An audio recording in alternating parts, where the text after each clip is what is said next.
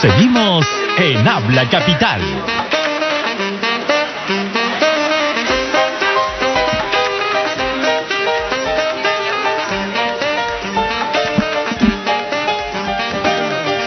Bueno, aquí seguimos en Capital. Bienvenidas a todas las personas que se integran desde este momento a la gran señal de Capital.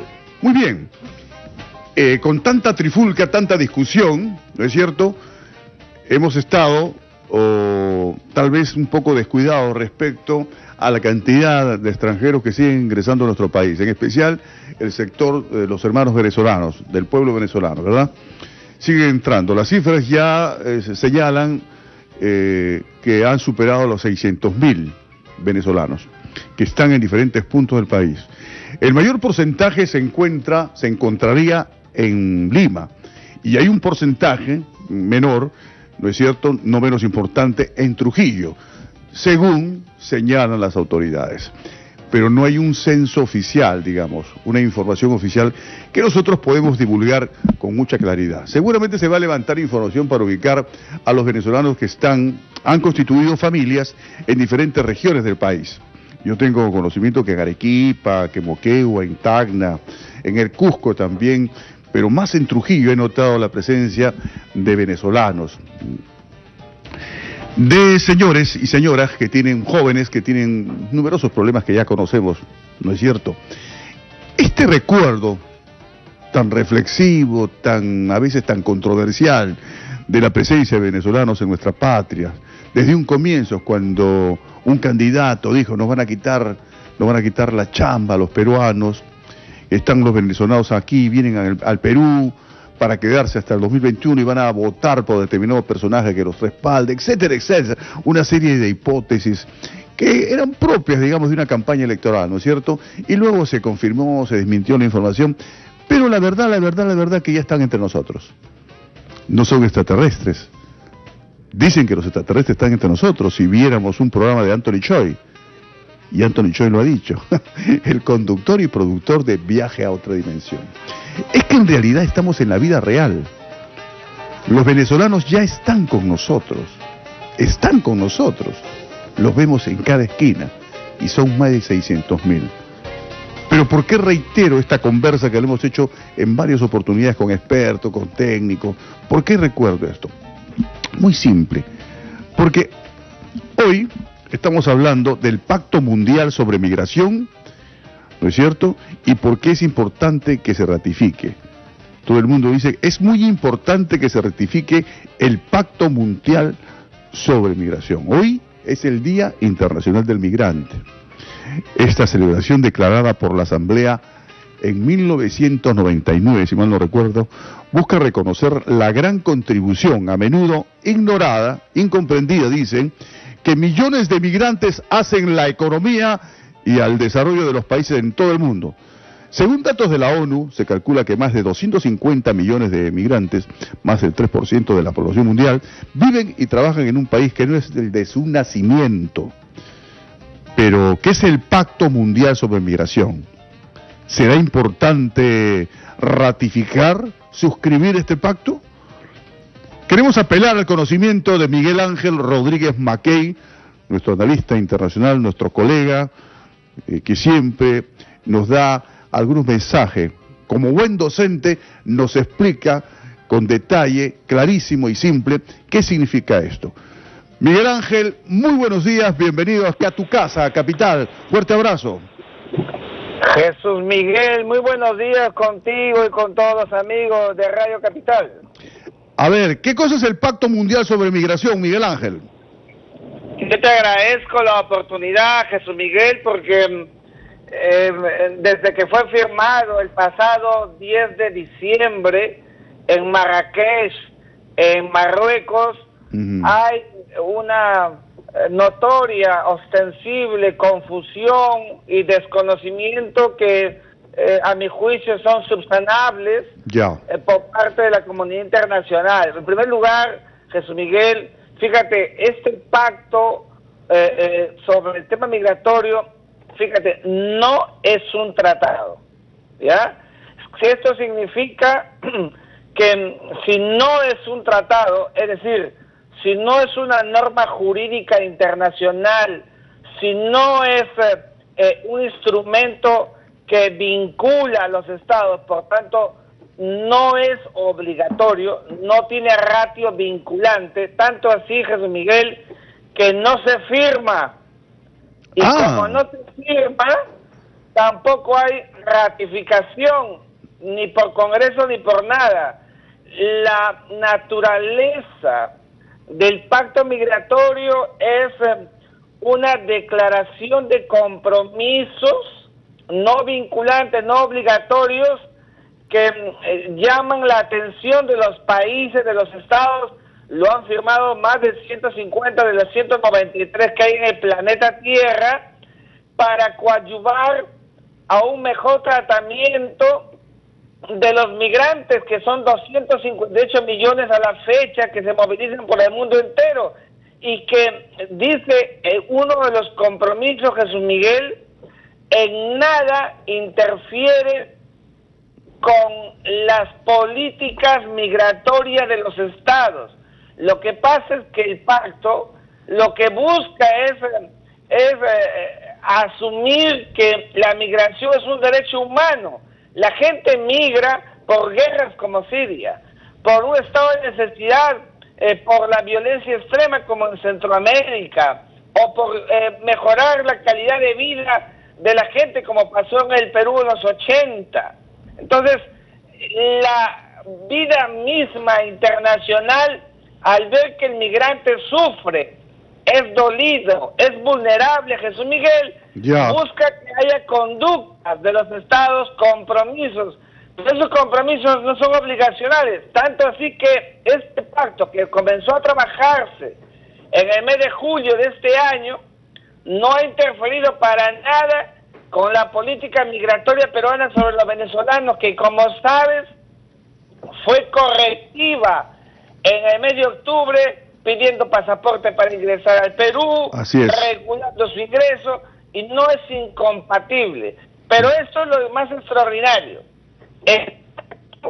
Por primera vez recoge de manera consensuada la intención de los países, por eso se llama declaración intergubernamental, de coadyuvar a que esos abusos contra los migrantes se minimicen. Por ejemplo, el tema de la trata de personas, que es tan flagrante y tan vil en el mundo entero. La naturaleza del pacto migratorio, fíjate, Jesús Miguel, no es incompatible con las deportaciones y las expulsiones que pueda decidir un Estado cuando constituye para él que ese migrante específico, por ejemplo, una banda, un delincuente, etcétera, no puede permanecer en el Estado.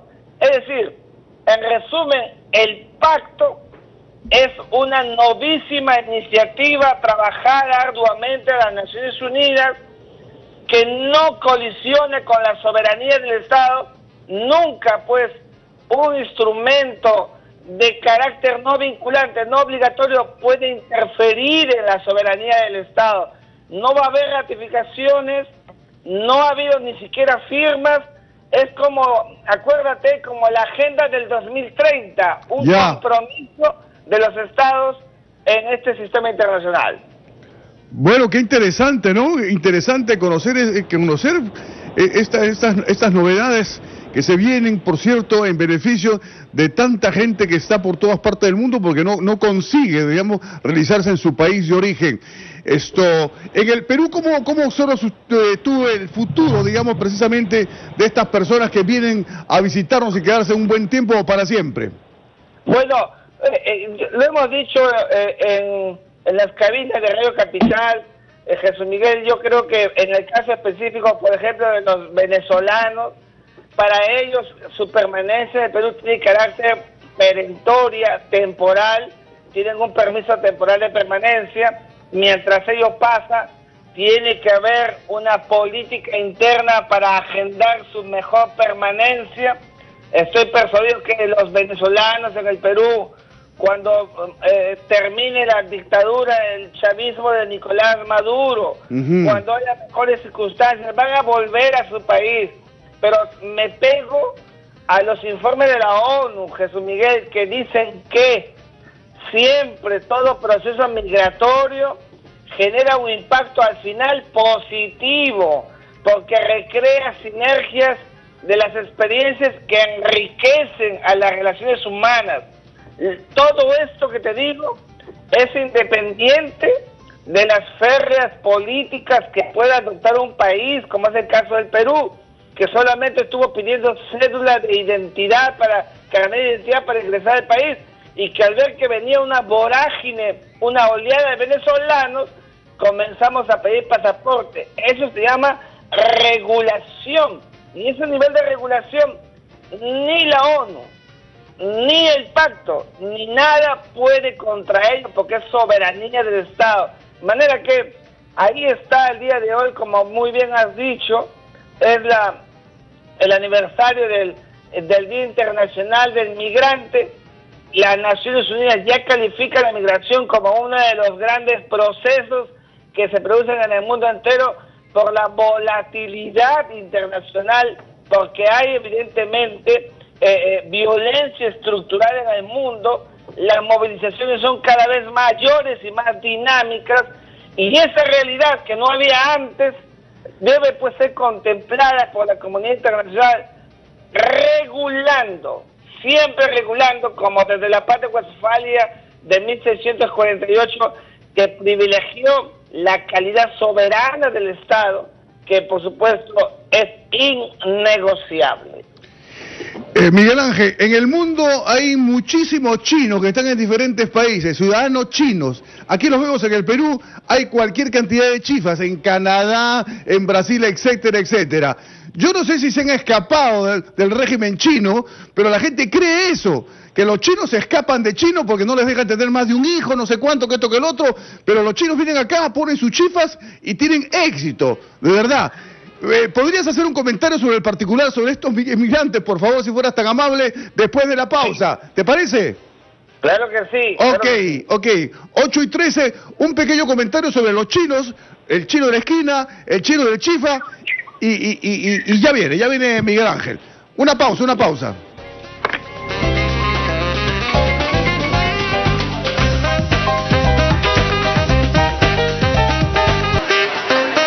Seguimos en Habla Capital.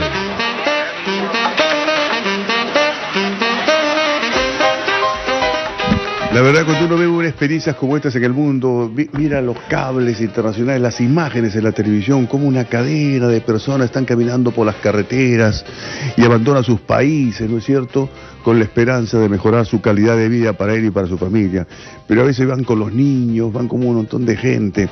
Y no sé, me parece en el tiempo, desde hace muchísimo tiempo también, una cadena de chinos que dejan su país y se van a buscar mejor calidad de vida en todas partes del mundo. En Estados Unidos hay una colonia china increíble, en el Perú también, y siguen creciendo. Y lo más notorio son los chifas.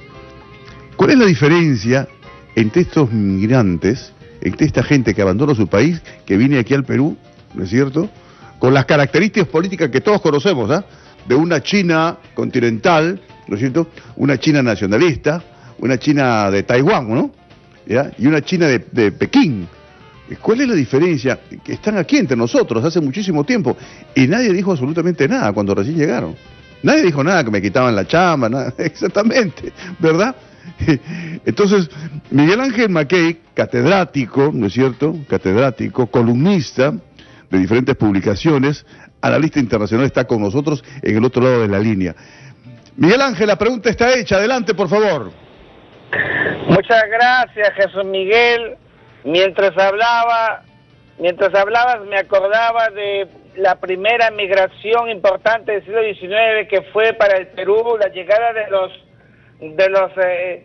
chinos en 1854 durante el gobierno, el segundo de Ramón Castilla y Marquesado, a mi juicio mejor presidente del siglo XIX en la historia nacional, y que llegaron justamente para dedicarse a la agricultura. Acuérdate que ese mismo año, sí, pues, los negros lograron vía la abolición de la esclavitud que dictó Castilla, y a partir de ese momento ya eran completamente libres. Claro, lo eran también desde 1821 para los que nacían en ese instante cuando San Martín dio la independencia al país. Claro. Entonces, los chinos han tenido una presencia importante en el siglo XX, después de que Mao Zedong en 1949, por la revolución que se inicia en toda China, llega al poder instalando el marxismo-maoísmo,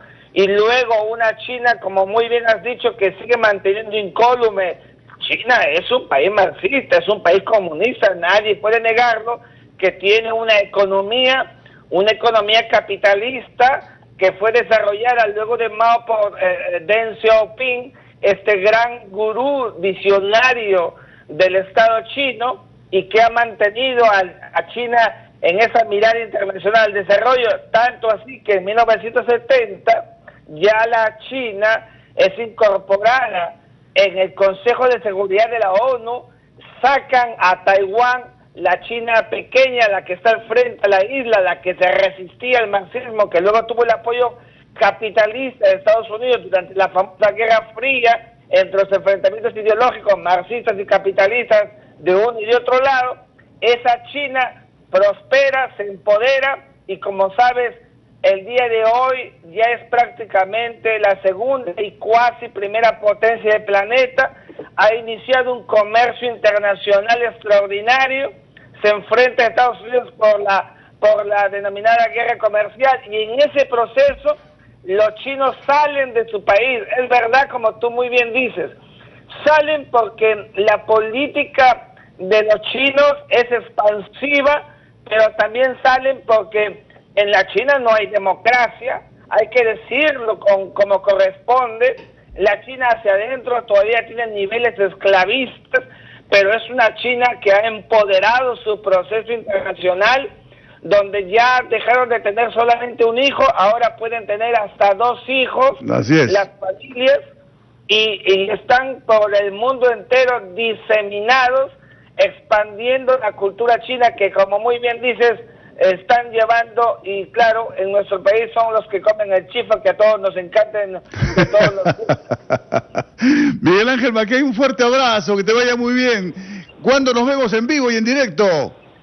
A cada rato, un abrazo para ti, Jesús Miguel, cuando digas. Cuídate, saludos a los alumnos, un fuerte abrazo. Chao. Miguel Ángel siempre colaborando con nosotros. Los chicos están acá, están entre nosotros, ¿no es cierto? Están entre nosotros y tienen sus chifas.